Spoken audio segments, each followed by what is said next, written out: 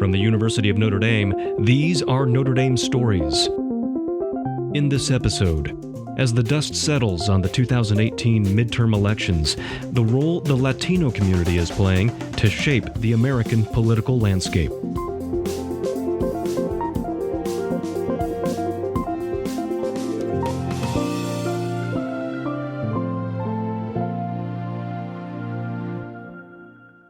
This election demonstrates the continuing challenge of Latinos translating their demographic presence into political influence and translating it into political respect. Luis Fraga is the Reverend Donald P. McNeil Professor of Transformative Latino Leadership. He's also the director of Notre Dame's Institute for Latino Studies. Well, there's a narrative about outreach to Latino communities that focuses on them as a very recent phenomenon. Well, in fact, the first major attempt to reach out to Latino communities was during the 1960 presidential campaign, when John Kennedy, the first Catholic the second Catholic running for president of a major political party, reached out in what were called Viva Kennedy campaign. Viva Kennedy campaign. And in fact, he had his wife, Jackie Onassis, record a message in Spanish that was televised and was aired particularly in Florida, Texas, and California. Queridos amigos, les habla la esposa del senador John F. Kennedy, candidato a la presidencia de los Estados Unidos. That has continued in subsequent presidential campaigns. Nixon had a very explicit Hispanic strategy in both 1968 and 1972. Some attribute the much more popular use of the term Hispanic to that Nixon campaign that was trying to outreach simultaneously to Republican-leaning Mexican-American voters and clearly Republican-supporting Cuban voters in Florida, and needed a term to build a bridge between the two. Latino didn't seem to quite fit with either community, so the term Hispanic seemed to be the one that was used, a term that has had legs and has remained and so forth. So there's this very interesting way in which what I'll call Latino voters, Hispanic voters, are seen generally as much more consistently Democrats and supporters of Democrats. The recent data suggests that it's at about the level of 70%. And then you have pockets of Latino voters who are consistent Republican voters. Cuban Americans tend to be much more consistently Republican, although that has dropped to be about a 50-50 split in recent times. But they're always a favorite of the Republican Party, particularly in a competitive state like Florida, where these margins can matter significantly. We'll talk a little bit more about Florida because of the in-migration of Puerto Rican voters. That 30% of Latino voters throughout the country, states like Texas and California and others, that are pretty consistent Republican voters. So you don't get the 90-10 split that you tend to get among African-American voters. You don't get the sort of 55-45 split, depending on the election and the state and so forth, that you get among white voters. So it's more like African-American voters, less like white voters, but not as overwhelmingly Democrat as you might think. So all that to suggest that there have always been incentives for both parties to see themselves as being able to make inroads in this group. I think there is a tendency to paint with broad strokes when it comes to issues that the Latino community cares about. Am I right or wrong in that? If you ask Latinos generally and Latino voters specifically what the most important issues are facing the country, their responses will very closely mirror what any major survey of the American population will indicate. If the economy is having difficulty, they'll talk about jobs in the economy. If it's a time like after 9/11 where issues of national security are extremely important, then national security becomes the number one issue. So that's asking the question, what's the most important issue you think facing the country? If you ask them what's the most important issue facing Latino communities, which is a different issue, right?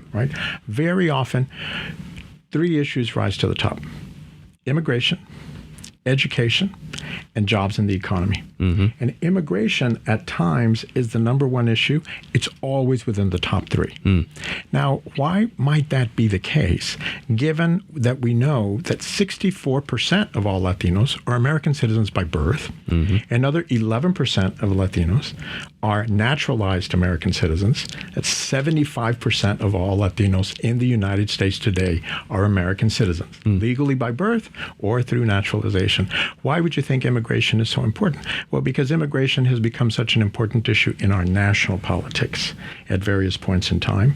And many of those Latinos who are born in the United States are, in fact, born to immigrant parents or have a relative one generation removed or two generations removed. Let's take someone like me, who's a third generation Latino, third generation Mexican American. My grandparents immigrated from Mexico in the early part of the 20th century, 1905 on one side, 1915 on the other side, on my mom's side. So why might I have a concern with that? Well, when I see anti-immigrant rhetoric and hear anti-immigrant rhetoric and see anti-immigrant politics and rallies, that's against my grandmother.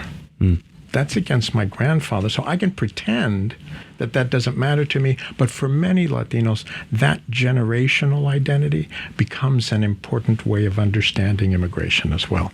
Combine that with the way in which there are more mixed status Latino families. Some people in the same family are legal in the United States. Some folks are not. Brother may be, sister isn't, grandmother is, but father isn't. All of these mixtures. And you can see how the clean legal distinction doesn't hold up when you think of real people, real families, real churches, real communities, real workplaces. It's much more integrated across those immigration lines. You mentioned rhetoric. Did that play a major role in this most recent election that you could see? As best we can tell right now, yes. That is, there's some polling. There's a firm out of California run by a couple of friends of mine called Latino Decisions that tends to do the best polling of Latino communities. There's also national polling as well.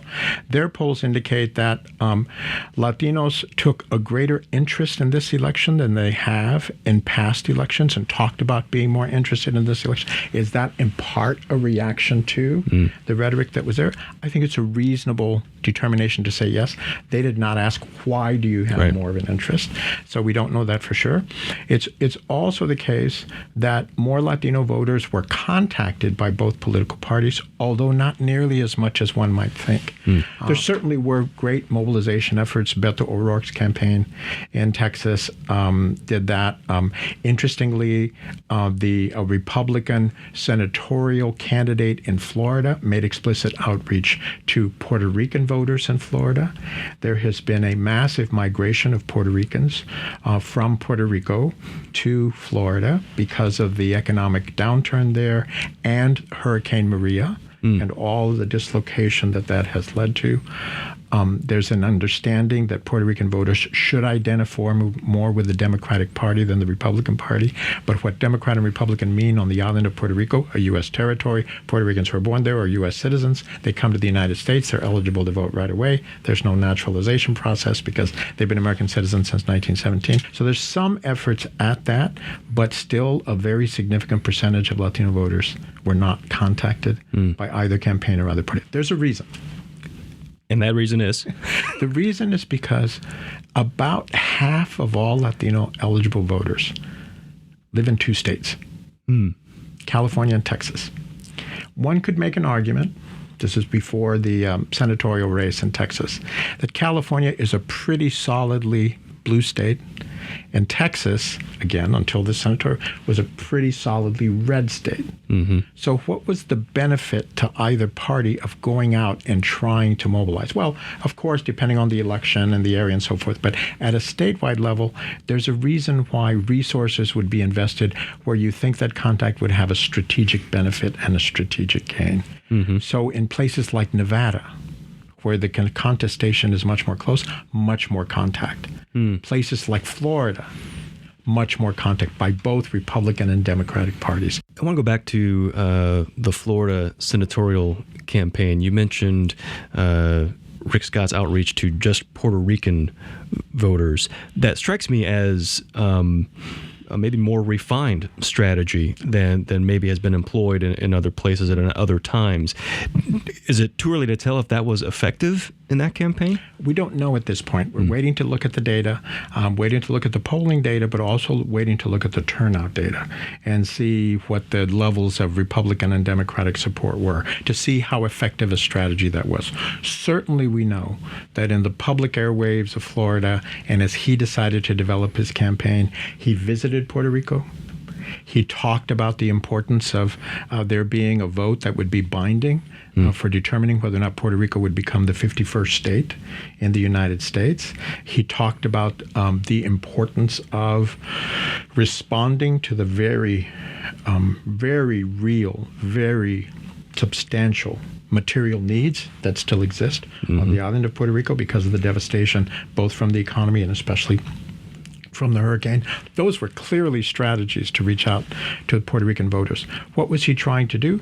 Get Puerto Rican voters, but also minimize the extent to which they may just think the Democrats want them.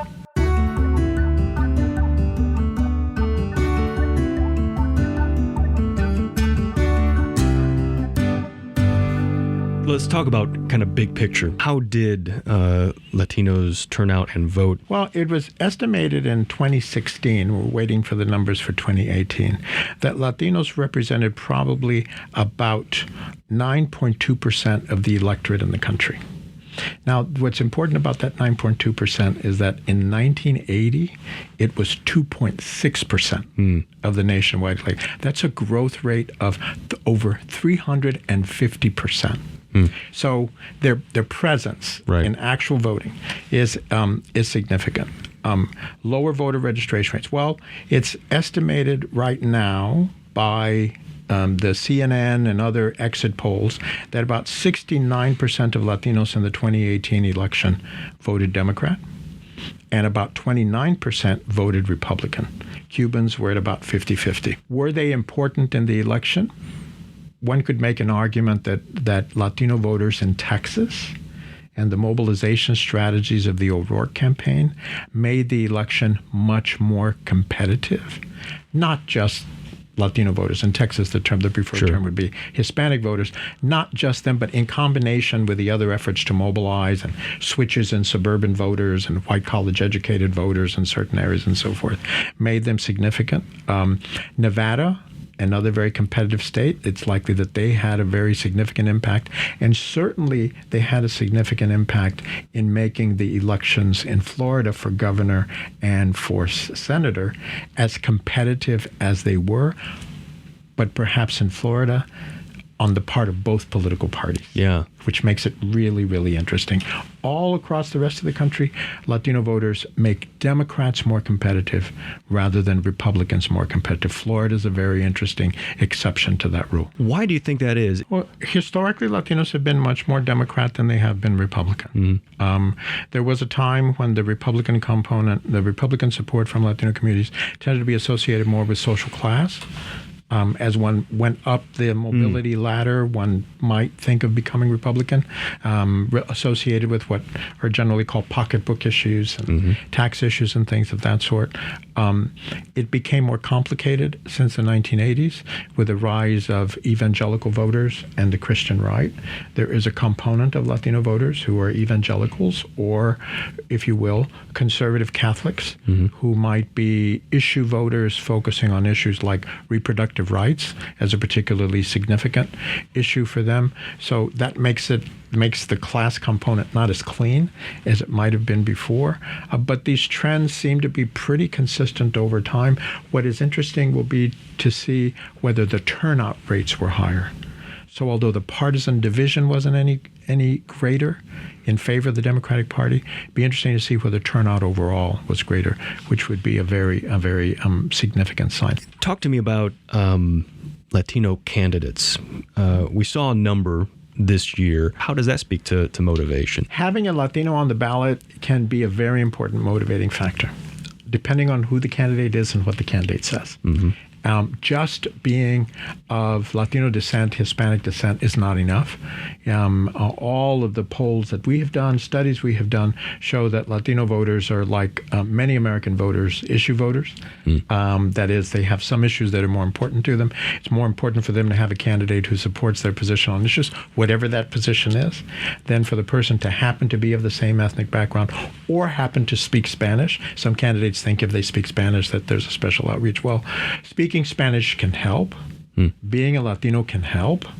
Being a Latino might give you in the campaign a capacity to relate to certain constituencies in a different way, but it's not determinative of how it is that the voter will actually decide.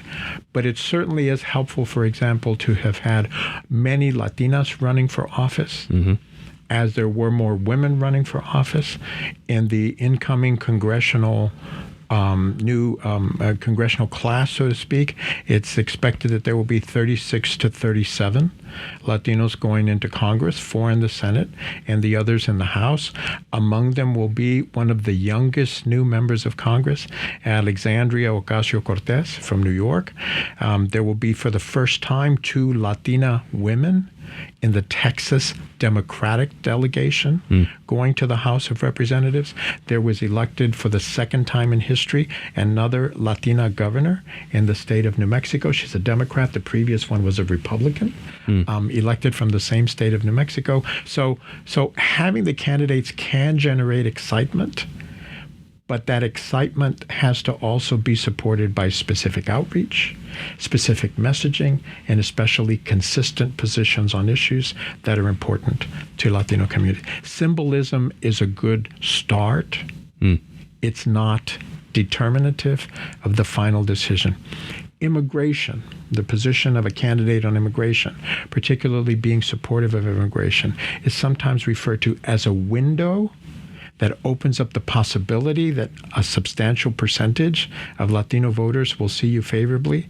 But once they look through that window on immigration and say, okay, this candidate may be interesting to us, you then say, what are the other issues that are important to the candidate, and what are her or his stands on those issues? Is there a central misconception around the Latino voting community that many people hold, or that has persisted over time?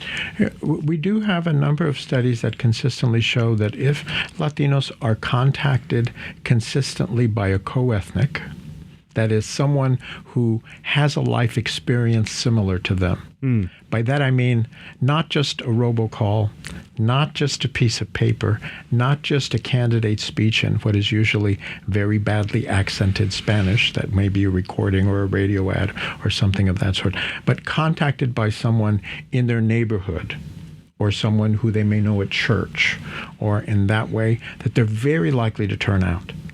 So although they are low propensity voters overall, once they are asked to engage by someone of credibility to them, they are very likely to participate in the electoral process.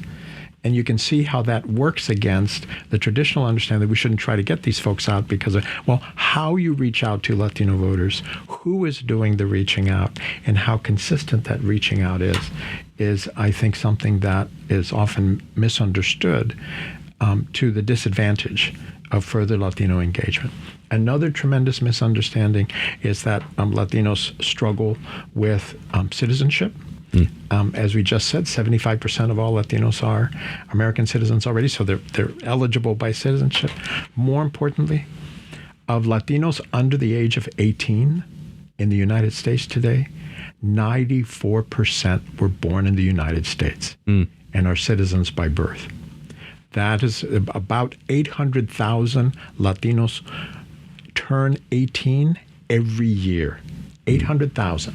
Half of those folks are in Texas and California, but that's a substantial number. And with the growth of the Latino population in the South, in the Midwest, and in the Pacific Northwest, in addition to continued growth in areas like Florida, New York, Texas, California, other parts of the Southwest, you can see that there's tremendous potential if one focuses on the younger generation of voters. So a strategy that explicitly acknowledges the potential power of the younger generation could be a very effective one for candidates of both political parties. The most important effort in any strategy to reach out to Latino voters is to have a message that focuses on the opportunities that the candidate will work to provide the next generation. Latinos are very focused on providing opportunities for their children. It's why people migrate to this country. It's why people work so hard at 2 and 3 jobs as is necessary when they don't have sufficient education to be able to live. It's why more and more families in the country generally, certainly the case among Latino families, where both mother and father are working and working multiple jobs. So a focus on what policies are going to be pursued, what opportunities are going to be provided in education, in employment, are very important when they focus on the next generation. Secondly, I would say the parties and candidates have to take a reasonable position on immigration. I know the claim is made that the Democrats support open borders. That's not true. But there has to be a credible claim on the other side about working towards legalization. There are precedents for that. Not that many years ago, there's a bipartisan coalition of 8 senators, 4 Republicans, 4 Democrats. Marco Rubio from Florida was among the Republicans who was that they were called the Gang of 8, that put together a set of principles that might guide our immigration policy, made some difficult decisions about numbers and about evidence for legalization and so forth. So they have to have a credible position with multiple constituencies simultaneously. You've mentioned issues that would be top of mind in many communities across the country, but the difference, I imagine, is not just the opinions held by the Latino community, but the experience that forged those opinions. Am I right? I think you're right. I think that in some ways, Latinos in the United States are like any other person in the United States, except for their vulnerability of becoming targets.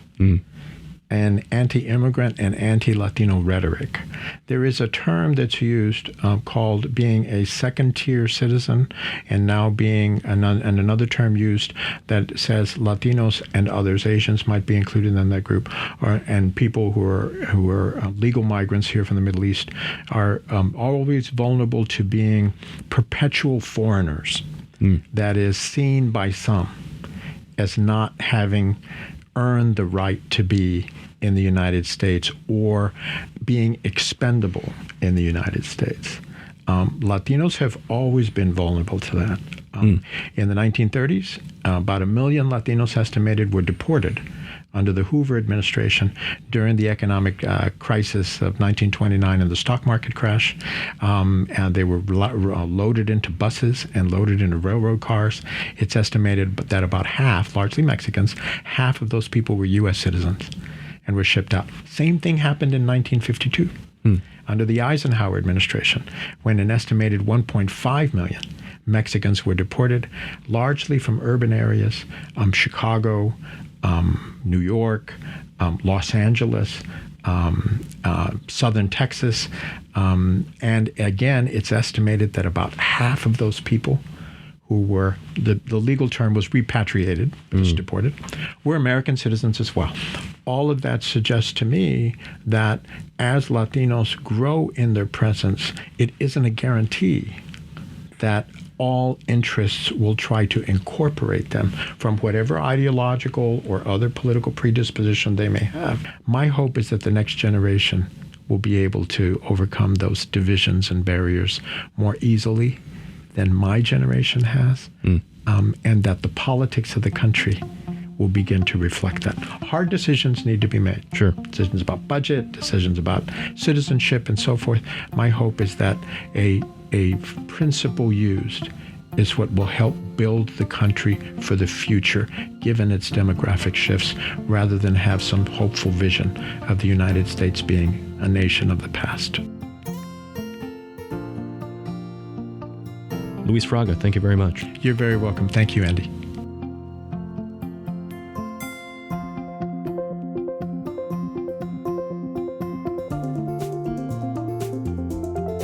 Notre Dame Stories is produced by the Office of Public Affairs and Communications.